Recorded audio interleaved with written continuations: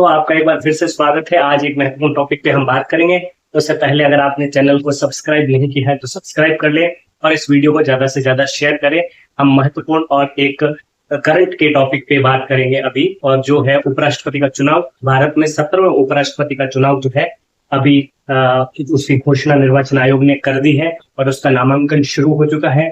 और वो जो है उसमें क्या क्या प्रावधान है, वर्तमान में क्या स्थिति है दोनों सदनों की। उपराष्ट्रपति के लिए जो निर्वाचक मंडल है, बोर्ड कौन होता है, संवैधानिक उपबंध जो महत्वपूर्ण है, अनुच्छेद, उसके बारे में बात करेंगे। योग्यताओं के बारे में बात करेंगे और बात करेंगे पद मुक्ति या मृत्यु या हटाने के संबंध में वापस जो निर्वाचन होता है वो किस अवधि तक के लिए होता है, किस प्रकार होता है, और इस निर्वाचन से संबंधित जो है वे निश्चय करने का अधिकार किसको है। इन सारी बातों पे बात करेंगे। और जो अभी तक तो है, एक अगर बात करें तो केवल एनडीए ने अपना उम्मीदवार कल जो है उसको घोषित कर दिया है, लेकिन अभी तक इंडिया गठबंधन की ओर से अपना उम्मीदवार जो है उसकी घोषणा होनी शेष है, इसलिए वो बात तो बाद में करेंगे। अभी आंकड़ों पे बात करेंगे। और सबसे पहले हमें ये पता होना चाहिए, अगर संविधान की बात करें तो अनुच्छेद 63, सबसे पहला अनुच्छेद 63 हमें पता होना चाहिए, जो कहता है कि भारत का एक उपराष्ट्रपति होगा। 63 अनुच्छेद 64 की बात अगर करें तो यह कहता है कि जो भारत का उपराष्ट्रपति होगा वह उच्च सदन, जिसको हम राज्यसभा कहते हैं, उसका पदेन सभापति होगा। और जब वह पदेन सभापति होगा तब उसका जो वो वेतन लेता है वो पदेन सभापति के रूप में लेता है। और इसमें एक और बात कही गई है, लेकिन अनुच्छेद जो 65 है, अनुच्छेद 65 क्या है? अनुच्छेद 65 जो है, राष्ट्रपति जब उपलब्ध नहीं हो, मृत्यु हो जाए या उसकी जगह पे राष्ट्रपति के पद की जगह आकस्मिक रिक्ति हो जाती है, तो उसका कार्य निर्वहन करने के लिए जो उपराष्ट्रपति है राष्ट्रपति के रूप में कार्य करता है, तब अनुच्छेद 64 के अंतर्गत जो पदेन सभापति है जिसका वो वेतन लेता है उसका वो जो है अधिकारी नहीं होगा। वो अनुच्छेद 65 के अंतर्गत उन वेतन और भत्तों का अधिकारी होगा जो राष्ट्रपति। ये थी अनुच्छेद 65 तक मोटी मोटी बात। लेकिन हमें बात करनी है, वह महत्वपूर्ण अनुच्छेद जो है वह है अनुच्छेद 66 और अनुच्छेद 67। ये दो अनुच्छेद जो है वह बहुत ही महत्वपूर्ण है, क्योंकि अनुच्छेद 66 है, इसमें है निर्वाचन की प्रक्रिया। अनुच्छेद 66 में जो है वह है निर्वाचन की प्रक्रिया। अनुच्छेद 67 है, उसमें है पदावधि। अनुच्छेद 67 में है पदावधि। उसके बाद में अनुच्छेद 68, ये रिक्ति भरने के संबंध में है, रिक्ति भरने के संबंध, रिक्ति भरने के संबंध में है। तो ये जो अनुच्छेद है ये महत्वपूर्ण है। उसके बाद अगर 69 की बात करें तो इसमें शपथ व प्रतिज्ञान है। और एक 71 अनुच्छेद है, ये भी महत्वपूर्ण है। राष्ट्रपति और उपराष्ट्रपति के जो चुनाव होंगे उससे संबंधित कोई भी विवाद होगा उसका विनिश्चय करने का अधिकार जो है वह उच्चतम न्यायालय होगा, केवल उच्चतम न्यायालय होगा। ये तो है अनुच्छेद। ये एक मोटी मोटी बात है कि संवैधानिक उपबंध किस प्रकार के हैं, ताकि हमें एक बात समझ में आ जाए कि इसमें क्या क्या है। ये बात समझेंगे हम। मैम तो बात करेंगे अनुच्छेद 66 की, उसके बाद में 67 की। ये दो अनुच्छेद है, ये सबसे महत्वपूर्ण है, इस पे बात करेंगे। और बात करेंगे हम वर्तमान में स्थिति क्या है राजनीतिक दलों की, और कितनी सीटें हैं जो प्रभावी बहुमत के लिए चाहिए, ये सब। क्योंकि अगर हम बात करें तो एक पूर्ण बहुमत चाहिए होता है, मतलब जितने वेद मत है उसका 50% प्लस 1, तब विजेता घोषित होता है उपराष्ट्रपति के लिए। सबसे पहली है निर्वाचक मंडल की बात। निर्वाचक मंडल की बात करें 66 की अगर बात करें तो निर्वाचन की प्रक्रिया जो है इसमें निर्वाचक मंडल की, निर्वाचक मंडल कौन हो, उपराष्ट्रपति के लिए निर्वाचक मंडल कौन होता है? दोस्तों, उपराष्ट्रपति के लिए इलेक्टोरल कॉलेज, निर्वाचक मंडल, ये होते हैं दोस्तों दोनों सदनों के, जिसमें लोकसभा और राज्यसभा है, दोनों सदनों के निर्वाचित व मनोनीत सदस्य,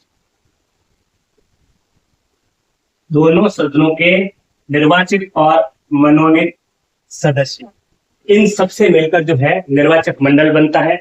और किस प्रकार मताधिकार का प्रयोग होता है, तो इसमें जो है अनुपातिक प्रतिनिधित्व की पद्धति है, आनुपातिक प्रतिनिधित्व, और सिंगल ट्रांसफरेबल वोट मतलब एकल संक्रमणीय मत प्रणाली। इसको भी अच्छे से समझाऊंगा मैं, आप पूरा वीडियो देखिए। अनुपातिक प्रतिनिधित्व, सिंगल ट्रांसफरेबल वोट, और एक बात और महत्वपूर्ण है तीसरी, वह है इसमें गुप्त मतदान। जब राष्ट्रपति का इलेक्टोरल कॉलेज होता है, उसमें दोस्तों विधानसभाओं के भी सदस्य शामिल होते हैं। उसमें सदन जो दोनों है, उसमें से मनोनीत सदस्य जो होते हैं वो इलेक्टोरल कॉलेज का हिस्सा नहीं होते हैं। निर्वाचित, दोनों सदनों के निर्वाचित सदस्य, विधानसभाओं के सदस्य और केंद्र शासित प्रदेश पुडुचेरी और दिल्ली के जो सदस्य होते हैं वो राष्ट्रपति के निर्वाचन का जो होता है निर्वाचक मंडल होता है उसका भाग होते हैं। लेकिन जब उपराष्ट्रपति की बात करते हैं तब संसद के दोनों सदनों के निर्वाचित और मनोनीत कुल जो सदस्य होते हैं वह दोनों ही इसमें शामिल होते हैं और निर्वाचक मंडल बनता है। तो दोस्तों निर्वाचक मंडल है कितना वर्तमान में? अगर संख्या की बात करें तो संख्या निर्वाचक मंडल की अगर बात करें संख्या तो 788 टोटल संख्या होती है। कैसे होती है मैं आपको बता दूं। अगर हम बात करते हैं राज्यसभा की तो 233 सदस्य हो गए निर्वाचित, 12 सदस्य हम मनोनीत मानते हैं, और उसके बाद में 543 सदस्य जो है वो हो गए लोकसभा के। तो कुल मिला के जो सदस्यों की संख्या आती है वो होती है 788। वर्तमान में जो सदस्यों की संख्या है, जो कि रिक्त पद है उसको नहीं माना जाएगा, बाकी जो पद है जो अभी वोट कितने डलेंगे उसको हमें ध्यान में रखना है। तो दोस्तों वोट कितने डलेंगे अगर बात करें तो अभी 782 सदस्य जो है लगभग वोट डाल सकते हैं। क्यों? राज्यसभा में 5 और लोकसभा में 1 सीट वर्तमान में रिक्त है, तो ये हो जाती है 6।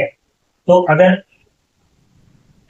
588 माइनस 6 करते हैं तो 782 जो है टोटल इसका निर्वाचक मंडल है। इस हिसाब से अगर बात करें तो लगभग हमारे जो इसका 392 ये हमारे इसका होगा बहुमत निर्वाचक मंडल का। निर्वाचक मंडल का बहुमत कितना होगा? 392। तो इस प्रकार यह थी मोटी मोटी बात समझने की, ठीक है।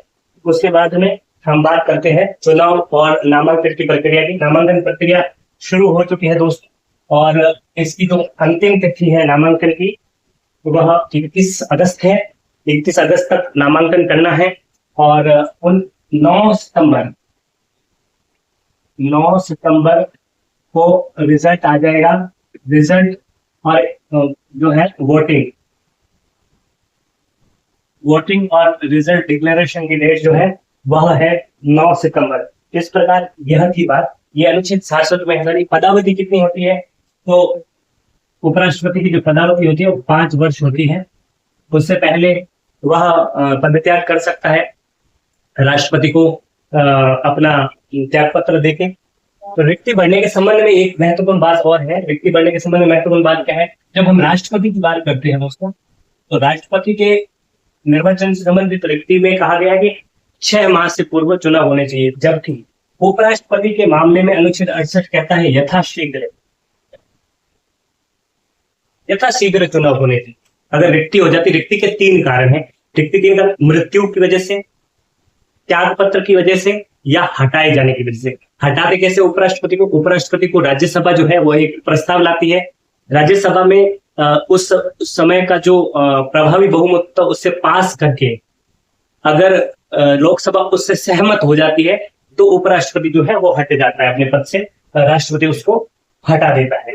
तो इस प्रकार से ये अभी जो बात है, और इसमें एक और बात, इस प्रक्रिया में नामांकन की बात है। नामांकन शुरू हो चुके हैं, जैसा कि नामांकन में क्या चाहिए, तो नामांकन दोस्तों है उसमें 20 प्रस्तावक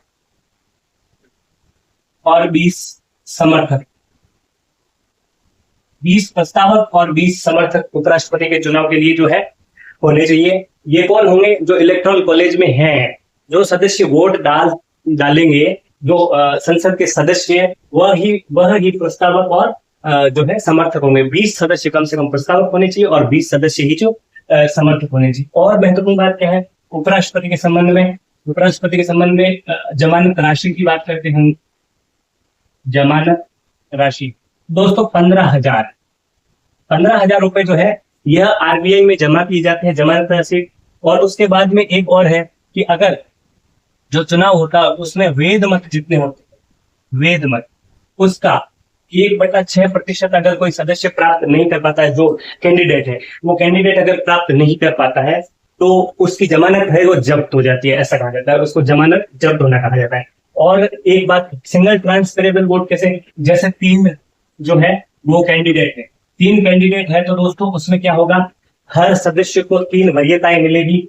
वरीयता 1, 2, 3 ये भारत रोमन अंकों में लिखी हुई होती है, इस प्रकार की, ये शब्दों में नहीं लिखी होती, इस प्रकार से नंबर्स में लिखी होती। उस नंबर्स के हिसाब से आप 3 कैंडिडेट के नाम लिखे हुए होते हैं, उस 3 कैंडिडेट के हिसाब से जो है आप वरीयता में किसी को पहला, दूसरा, तीसरा अपने अनुसार जो है वरीयताओं के हिसाब से, क्योंकि अगर ये कैंडिडेट नहीं जीतता है जिसको आपने फर्स्ट वोट दिया तो आपकी सेकंड वरीयता है उसमें आपका वोट जो है ट्रांसफर हो जाएगा। कैसे, जब तक कि पूर्ण 50% कोई कैंडिडेट प्राप्त नहीं कर लेता, विजेता नहीं घोषित होता, तब तक यह प्रक्रिया ट्रांसफरेबल वोट की चलती रहती है। इस प्रकार यह बात थी। और क्या महत्वपूर्ण बात हो सकती है प्रश्न चुनाव के बारे में, और हो सकती है कि वर्तमान में स्थिति क्या है,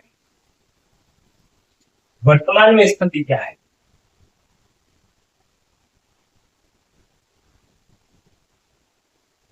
वर्तमान में स्थिति की बात करें तो एक है एनडीए, एक है इंडिया, ये दो जो है अलायंस है। इंडिया और एनडीए जो है 2 अलायंस है। तो दोस्तों अभी हालत ये है कि एनडीए के पास जो कुल इलेक्टोरल कॉलेज में 782 लोग हैं, उनमें से 427 वोट है, ठीक है दोस्तों।